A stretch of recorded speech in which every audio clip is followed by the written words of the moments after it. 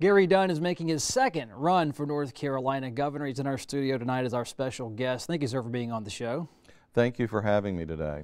Mr. Dunn, I was watching you on the internet, WECT-TV6. John Evans interviewed you. You said you thought about running for governor again about a week and then jumped in. What happened in that week that you had to think? What was revealed to you? Well, I'm a student at UNC. I'm an English major. And everything I talk about, one of the great things about being at universities, you're open to discuss everything, including with your teachers. And they says, well, you know, here's your thoughts. I think maybe you could do a better job than the people that are in there now.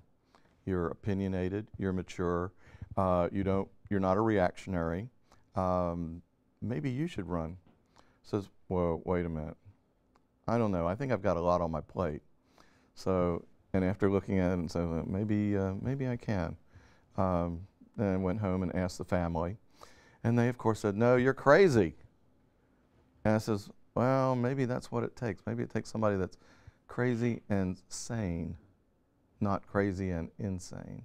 Now, there are candidates out there that have been campaigning for governor for 4, 5, 6 years, full time pretty much.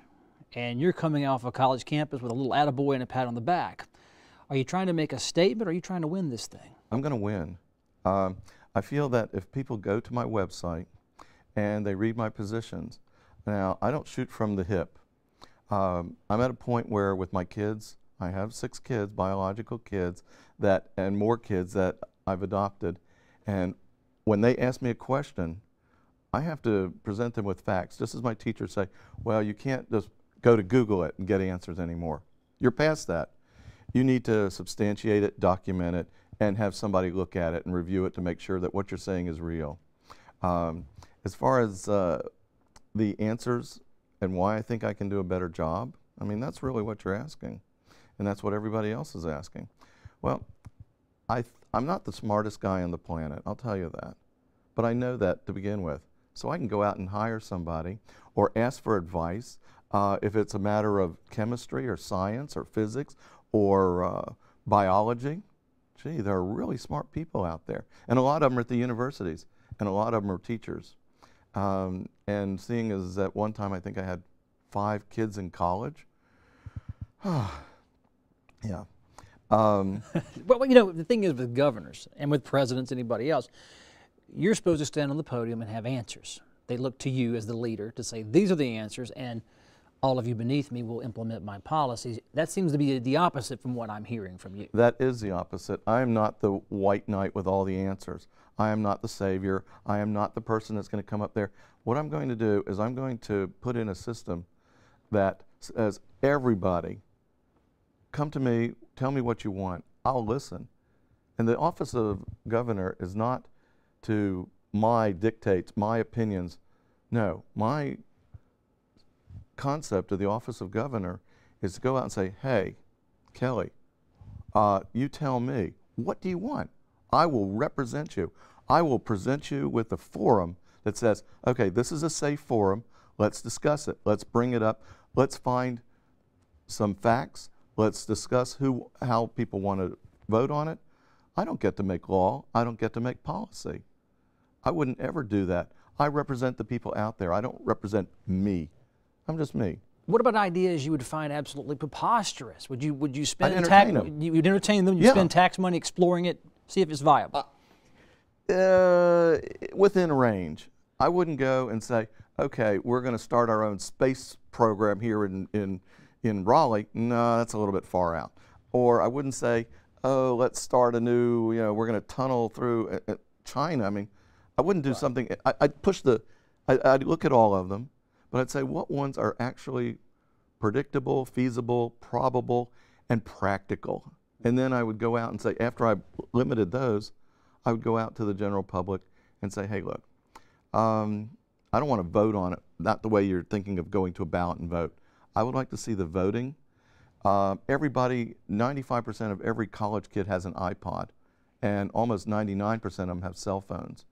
And we transfer, our entire economy runs on the internet or through electronic data and media transfer. Why couldn't you make it easier for people to vote, have a security system set up, which we already do. I mean, you use credit cards over the phone. Now, are voting issues the prime issue that you think North Carolinians are looking at? Because I've got to hit you. What do you think's out there? There's a reason you're running. It's not to wax political and rhetorical, but there's some real issues out there. Which ones do you look at and say, you know, I could really help North Carolina solve this issue? Well, there's lots of them. There's, I think if we can get everybody back into participating, and that's what I was driving at a minute ago, about you could call up and vote on every issue that comes up. You would never hire somebody and say, hey, I'm going to hire you, I'm going to interview you, hey, your resume looks good, you know, you seem to be personable, and then 4 years later come back and say, hey, you did a really crummy job. We're going to fire you and get somebody else. No. I hire you. I'm going to come in there and I'm going to say, okay, I hired you. This is what I want you to do. I want you to send me a feedback. I want continual feedback. Every issue that comes up, and we have the technology to do it.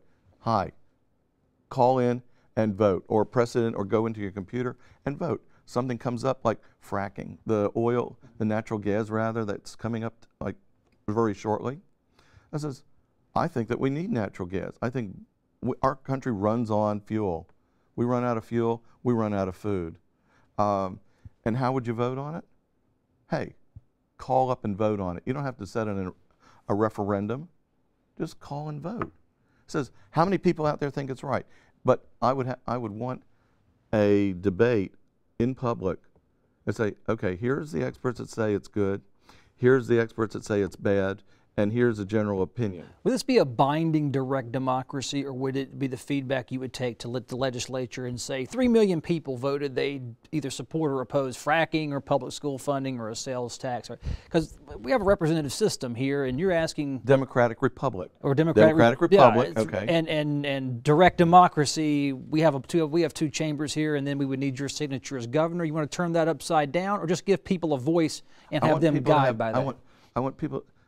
The majority public is always right. If you ever seen any of the talk show or game shows, when they poll the audience is always right. The audience is always right. The general public is always right.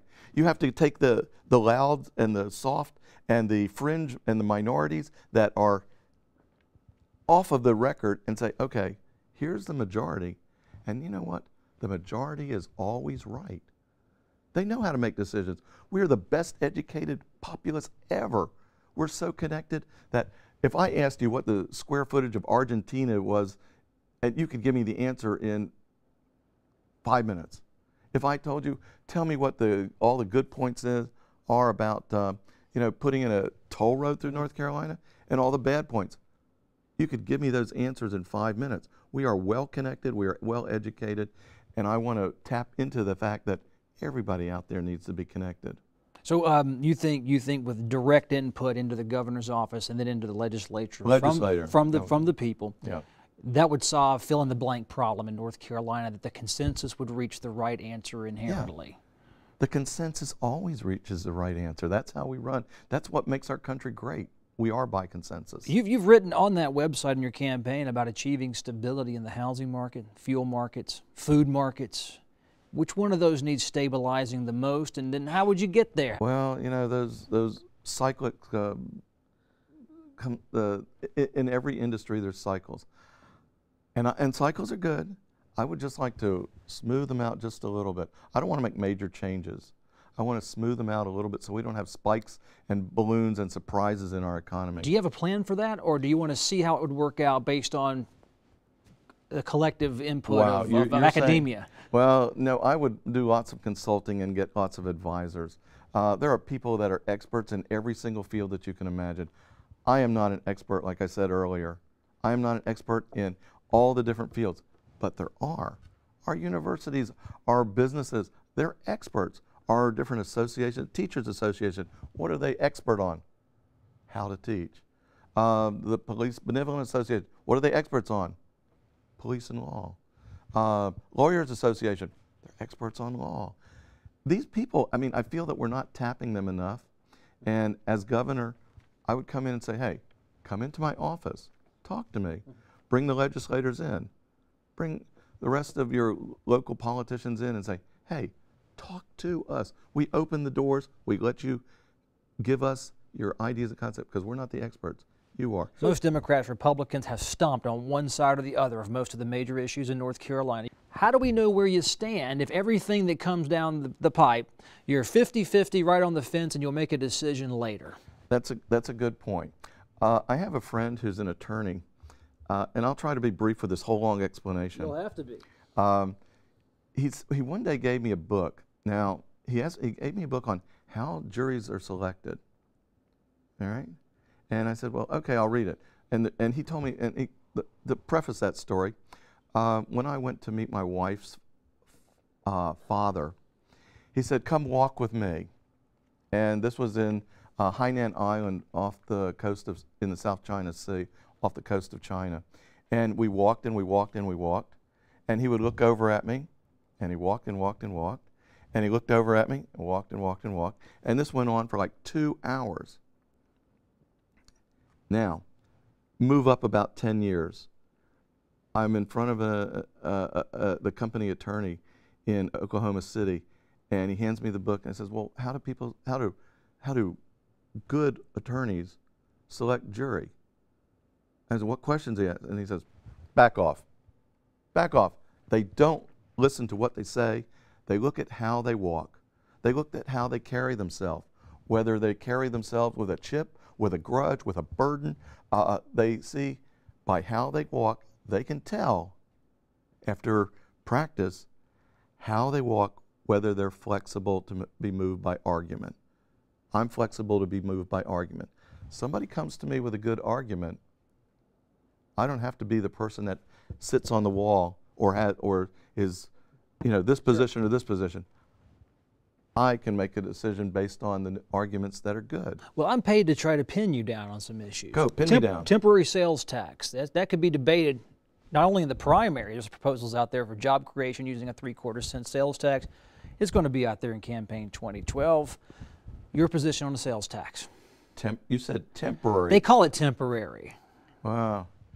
Let's see. It gets the state through a spending bind. Well, I think that would be a necessity, and that would be a no-brainer. Yeah, I mean, if you're in a bind and you have to pay your bills, but you have to keep in mind that government is not like running a business. I mean, we function differently. We provide a network and a framework and a service. We're the collective mind of the people. So if there's something in it that says, look, we need this money, then you say, okay, then we need the money and we have to take it out and say, okay, but let's make sure that it has a time limit. It's like a contract to the public. How do you gauge wise government spending? That's the whole argument. It's been down here or down in Raleigh for the past 2 years. Government spends too much.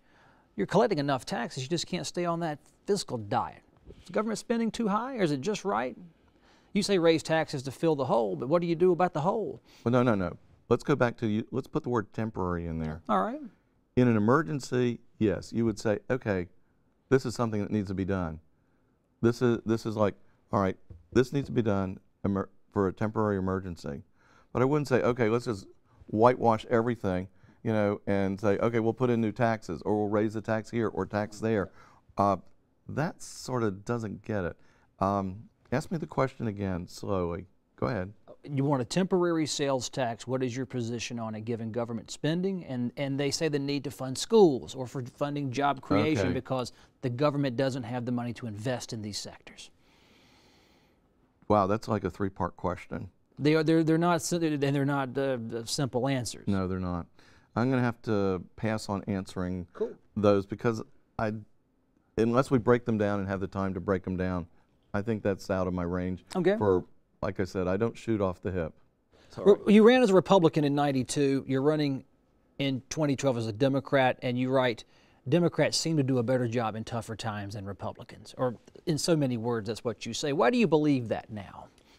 I believe people change. I think You changed. I changed. If you know somebody that hasn't, I know people that get stuck in their eras or times. They might be stuck in the 60s. I kind of like the 60s. They could be stuck in the 70s or 80s or 90s. You know, people get stuck in their times.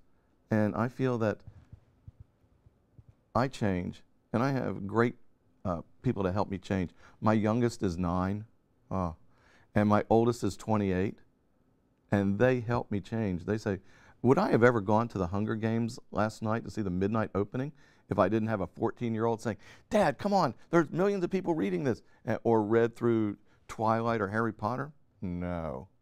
So you changed with the times. I think I have to change. Now, on the school front, because you have a business that works out of China and out of North Carolina, import-export. Well, I'm out of the business now. You're out of the business. I'm now 100% student. And candidate for governor. And candidate for governor. Well, you're in the educational system, and that's where I was going. What's your view of the public schools in North Carolina?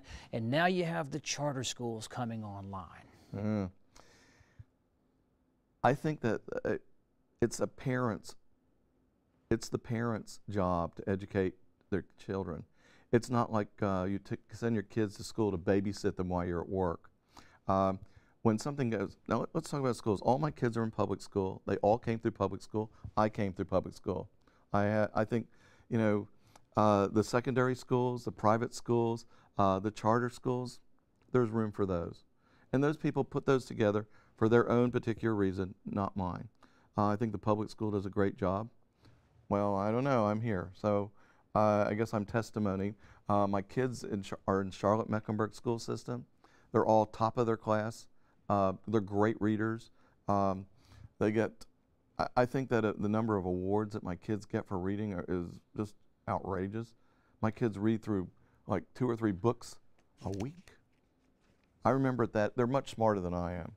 And I can tell you that the teachers, I have a lot of respect for teachers. They have a responsibility of molding the future. My teachers at UNC, wherever you're at today, hi, I appreciate what you're doing. They don't let me get away with anything. They said, well, if you write a, you know, it's 3 to 5 page short essay on this, 3 to 5 short page essay, make sure it's right. Document it, put it in order. I think they do a great job. And whether there's not anything wrong with it, what I'm upset with, which I questioned this morning, is let's see, 4 years, no pay increase? Ouch. And they have the lottery that's going up, you know, all the time, and they say, well, we're putting this lottery money into education. Well, I'd like to see some accounting that says, here's how much we're paying, you know, here's where the money's going, but these teachers have not gotten pay raises 4 years. That's a long time for no pay raise. This is Gary Dunn making his second run for North Carolina governor in the Democratic primary in campaign 2012. Mr. Dunn, thank you for being on the show. Okay, thank you very much for having me.